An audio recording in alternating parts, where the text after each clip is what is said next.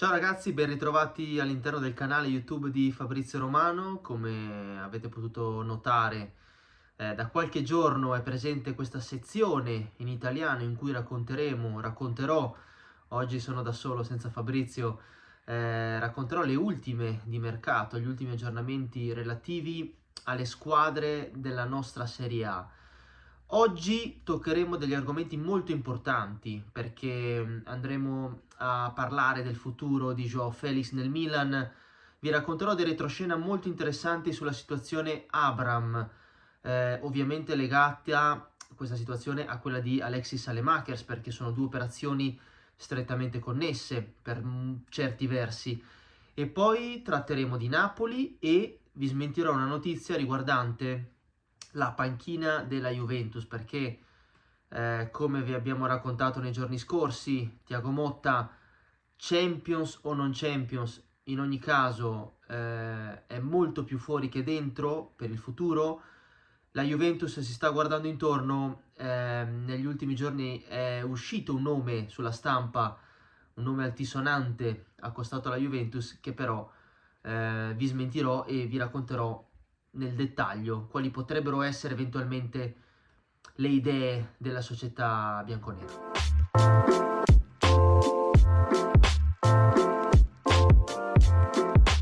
Allora, partiamo con la prima grande tematica di oggi, che riguarda il futuro di Joao Felix nel Milan. Allora, innanzitutto voglio ricordare come dopo la partita contro la Roma, il debutto di Joao Felix in Coppa Italia con la maglia rossonera è stato un debutto veramente scintillante, perché all'interno di quella partita lì, all'interno di quella mezz'ora se non sbaglio, Joao Felix ha messo in mostra tutto il suo talento, gol, personalità, giocate di prima, insomma Joao Felix è quel tipo di giocatore lì, ma è anche il giocatore che poi non abbiamo ammirato nelle partite successive. Purtroppo all'interno della carriera di Joao Felix ci sono state sempre queste due fasi che lo hanno di fatto ostacolato nel suo processo di crescita. È un giocatore tanto talentuoso quanto discontinuo, quindi dopo quella partita contro la Roma si iniziava a dire il piano del Milan per tenere Joao Felix, si parlava, i tifosi chiaramente lo volevano e lo reclamavano a gran voce anche per la prossima stagione. Però quello che io ho sempre cercato di trasmettere è stato sicuramente un messaggio di calma, perché sapevo il tipo di giocatore che è Joao, molto discontinuo, ma soprattutto sapevo che c'erano tante variabili ancora da mettere insieme, da mettere a posto. Allora, innanzitutto vi ricordo la formula con cui Joao Felix è arrivato al Milan: un prestito oneroso, 3 milioni di euro fino a giugno senza diritto di riscatto, più bonus, circa 2 milioni e mezzo di euro di bonus in favore del Chelsea qualora il Milan si fosse qualificato alla prossima Champions League. Ovviamente i bonus non verranno raggiunti, ma soprattutto Joao Felix ad oggi io vi posso dire che non verrà confermato all'interno della rosa del Milan del prossimo anno, per tanti motivi. Il principale è sicuramente la mancata qualificazione in Champions. Ovviamente senza Champions il Milan, sia da un punto di vista economico sia da un punto di vista di piani futuri tecnici, deciderà di non riscattare Joao, o meglio di non andare a trattare con il Chelsea per trattenere Joao, perché appunto non c'è un riscatto all'interno dell'accordo tra club, essendo appunto un prestito secco fino a giugno. Quindi diciamo che la prima grande notizia che vi posso dare oggi è che Joao Felix non resterà al Milan nel corso della prossima stagione. Chi invece ha un futuro ancora incerto è Tammy Abraham. Allora, la storia di Tammy Abraham e l'operazione che ha chiuso il Milan con la Roma, anche in questo caso un'operazione che tratta di due prestiti secchi, quindi sia Abraham sia Saelemaekers a fine giugno comunque se avessero voluto restare rispettivamente al Milan o alla Roma, insomma ci sarebbe dovuto essere un altro tipo di trattativa tra club, perché sono due prestiti secchi senza opzioni di riscatto. Però vi racconto questo tipo di retroscena. Quando il Milan chiude Abraham a fine agosto, giusto il penultimo giorno di mercato se non sbaglio, per poi dopo far viaggiare il giocatore l'ultimo giorno di mercato, diciamo che l'operazione era a livello verbale impostata come se fosse un trasferimento a titolo definitivo.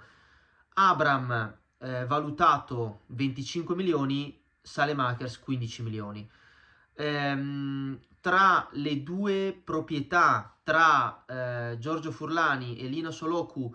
c'era un accordo verbale per trasformare questo prestito secco in trasferimento a titolo definitivo. Per questioni di tempistica la formula è stata semplicemente un prestito secco, però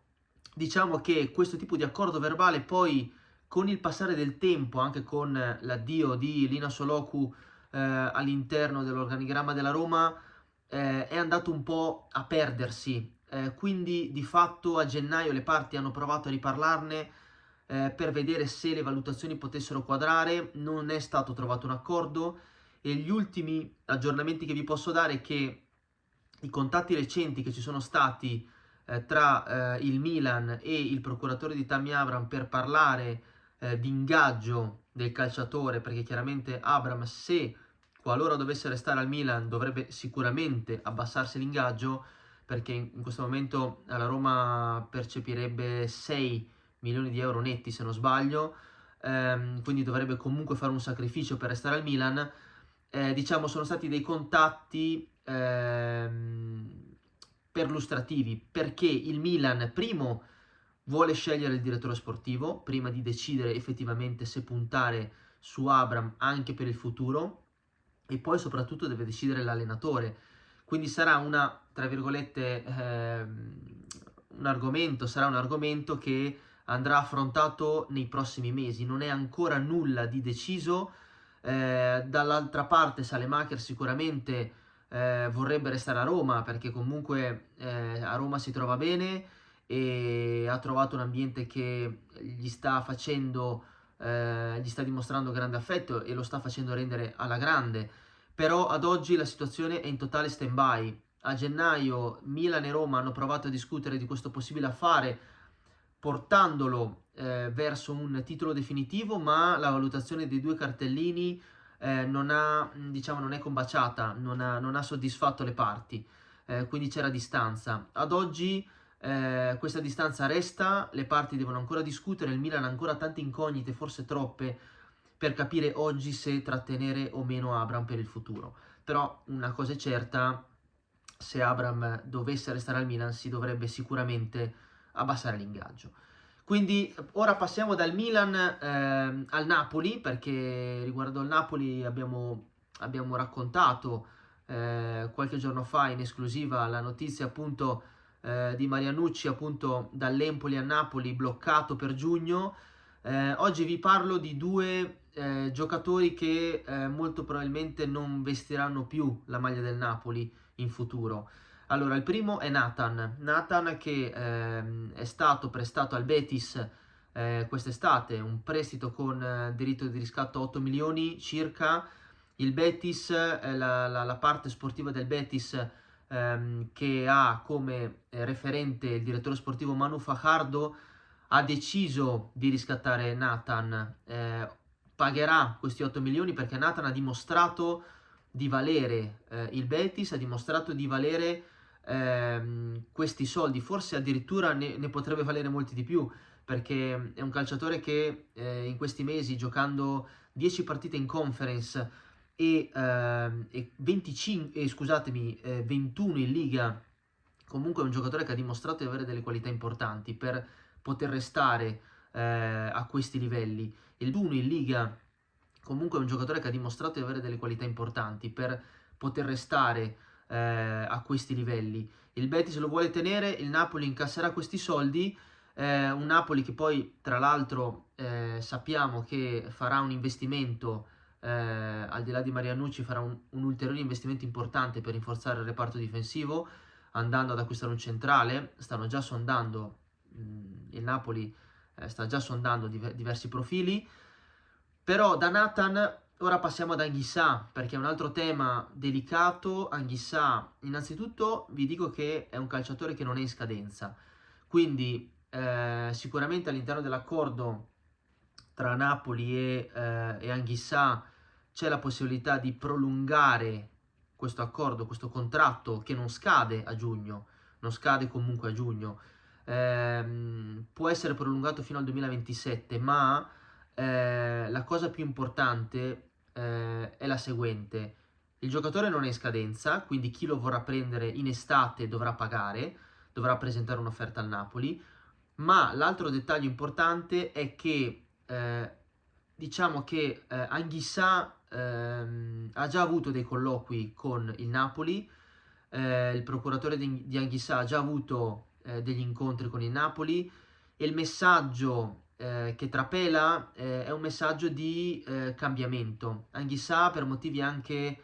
familiari, di motivi personali, al di là di quelli sportivi, preme per cambiare aria a fine stagione, quindi in un certo senso ha chiesto la possibilità di essere ceduto qualora arriverà un'offerta adeguata. Il Napoli non lo priverà di questa situazione, anzi gli verrà incontro. Sappiamo che ci sono dei club di Premier League molto attenti a lui, c'è il Monaco in Francia che lo segue da molto vicino, quindi diciamo che ad oggi io vedo Anguissa lontano da Napoli a giugno e lontano anche dalla Serie A in questo momento. Quindi ecco, queste sono le sensazioni che ci arrivano. Diciamo che da Nathan Anguissa dal Napoli chiudiamo alla fine con l'ultimo tema, che è un tema legato appunto alla panchina della Juventus. Nei giorni scorsi vi abbiamo raccontato come Thiago Motta sia più dentro che fuori, al di là dei risultati, appunto al di là di quello che poi potrà ottenere a giugno, ovvero qualificazioni in Champions o meno, ma nei giorni scorsi è venuto fuori, è circolato anche il nome di Jürgen Klopp come possibile sostituto di Thiago Motta a giugno. Ecco, non ci risulta, ad oggi non ci risultano contatti per Jürgen Klopp alla Juventus. I nomi sono nomi diversi, che poi dopo andremo ad approfondire successivamente, ma diciamo che ad oggi la certezza è che Klopp alla Juventus è una voce che a noi non risulta. Ecco, quindi queste sono le novità di oggi. Vi consiglio sempre di seguire il canale e la sezione in italiano per gli ultimi aggiornamenti sulla nostra Serie A.